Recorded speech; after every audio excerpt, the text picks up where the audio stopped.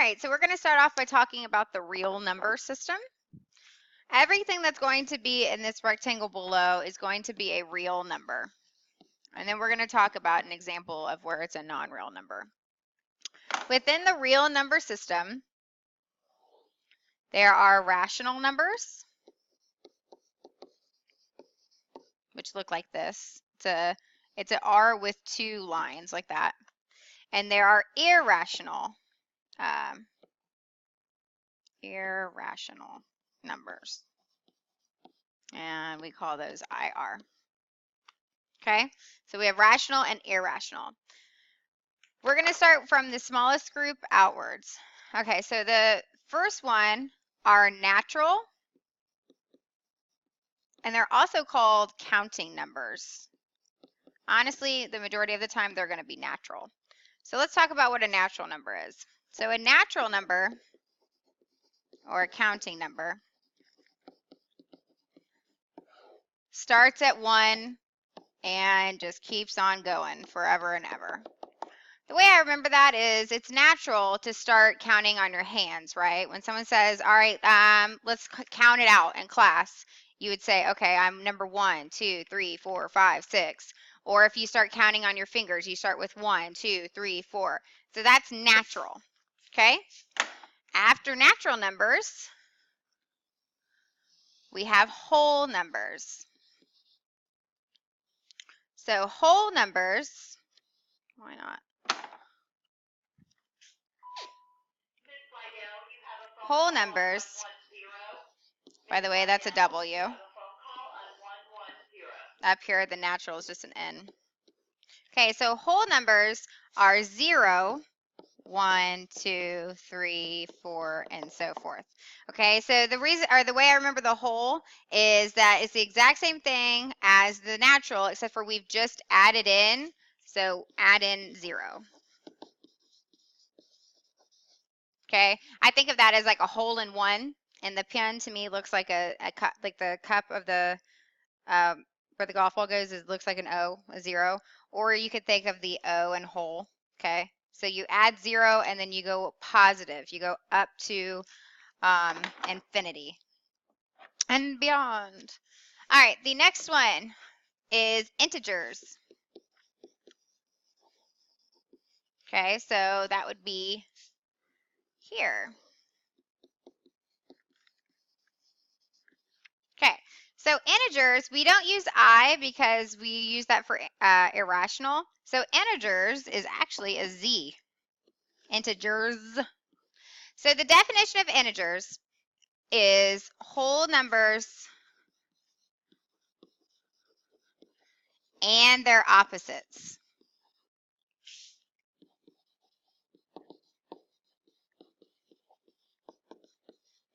Okay, so if we think about, okay, whole numbers. So these are our whole numbers, right?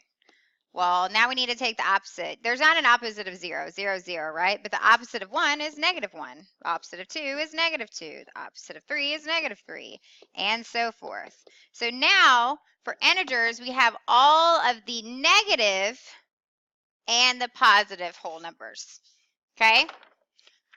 Within rational, there are a couple other things, okay? So for rational, we have fractions, and these are outside of the other circles, okay? So all fractions are rational numbers. And then we have two types of decimals. So we have terminating decimals,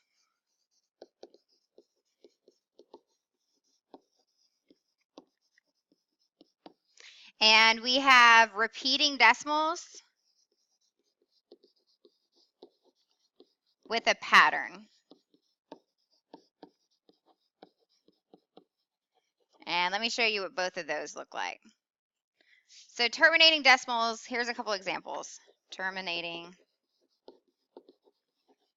decimals. So terminating decimals, if you think of the Terminator, he was there to stop, right? Terminate, boom, it's over. So terminating would be like 6.17, it's done. 6.17, that's an exact number. Or 18.40001. Okay, that's a terminating decimal. It is done. It is over. It has stopped. A repeating decimal with a pattern looks like this.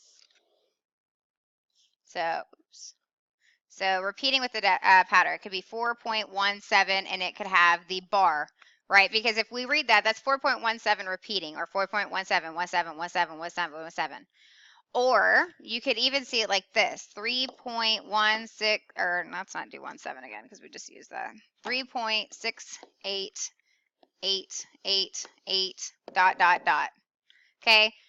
The way I remember that these are rational is that you definitely always know what the next number is going to be.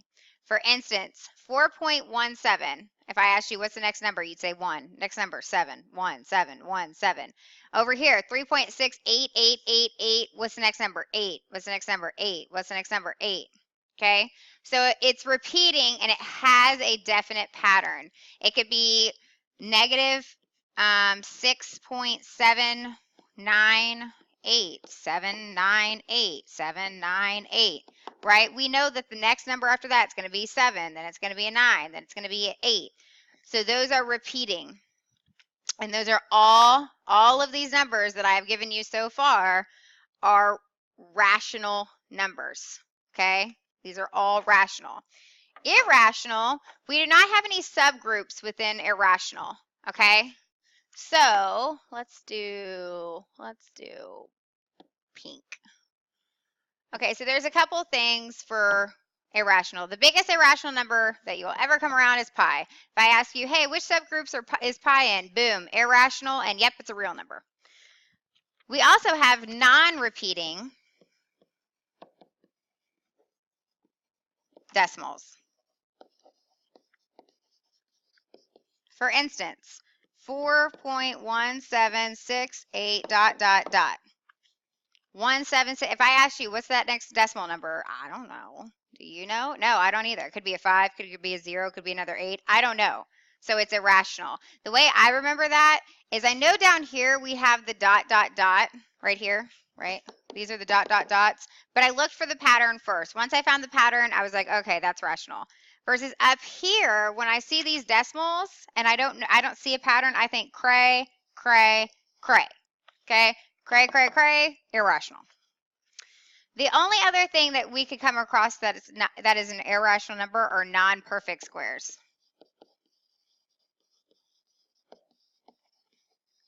If you don't know your perfect squares, look them up. For instance, the square root of 49 is a perfect square, right? Because the square root of 49 is 7. Okay. A non-perfect square would be like the square root of 30, right? That's not a perfect square. Or the square root of 86. I don't know. Those are non-perfect squares, and if you put them in your calculator, I guarantee you they're going to give you a crazy decimal that repeats and has no pattern. That's why they are irrational. So everything up until this point has been a real number. The only time that you will ever see a non-real number, which believe me, it's going to be rare, so be for sure before you tell me it's a non-real number, is if you have a square root and the negative is inside. So the square root of negative, let's say 49. That is not a real number because let's take a real number, which is 49. Square root of 49 is 7. The reason that the square root of 49 is 7 is because 7 times 7 is 49, right? So the square root of 49 is 7, aka 7 squared is 49. It all goes back together. Over here, you cannot pick, like let's say I did 7 times 7. Well, 7 times 7 is a positive 49. That's not negative 49. If I did negative 7 times negative 7, well, negative 7 times negative 7 is positive 49. So I can't do that. I would have to have this, which those are not the same numbers. So you cannot have a negative inside the square root. Now be careful because a lot of people get this mixed up.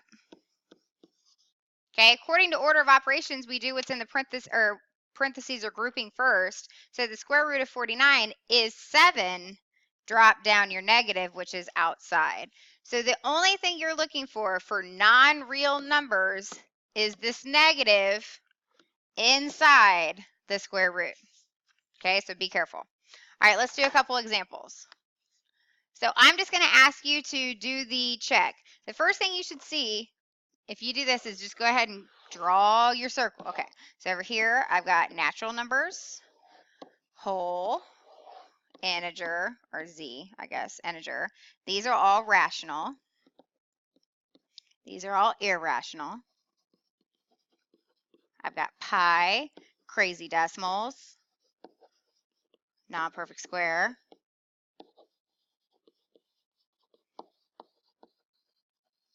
Over here, I've got fractions,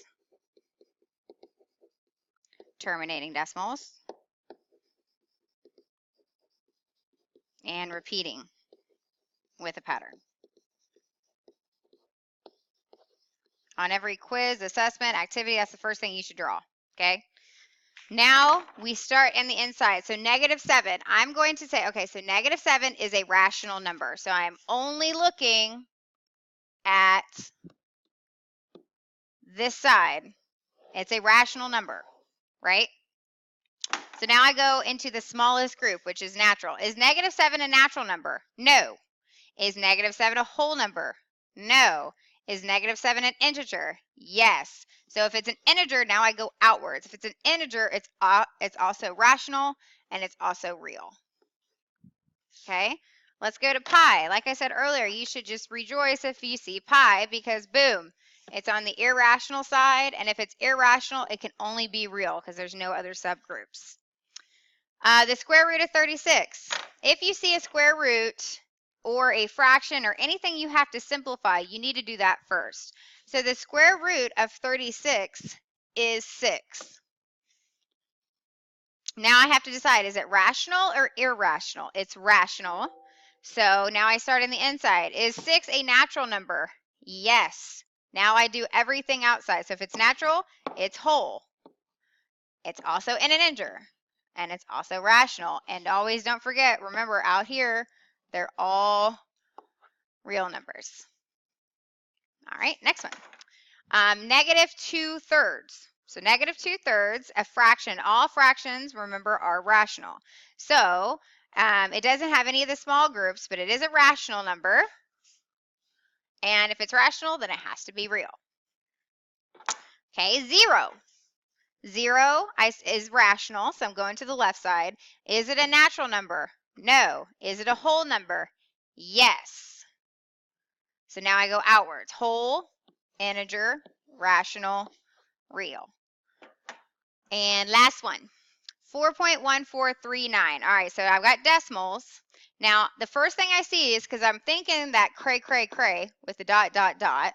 But before I do that, I need to see if there's a pattern. So I look at the decimals, 1439. There is not a pattern. Therefore, it's a crazy decimal. Therefore, it is irrational and real. Okay? Please be careful with this real box. A lot of people don't go there. It is. The only time you do not have a real number is if the negative is inside the square root. Okay? All right.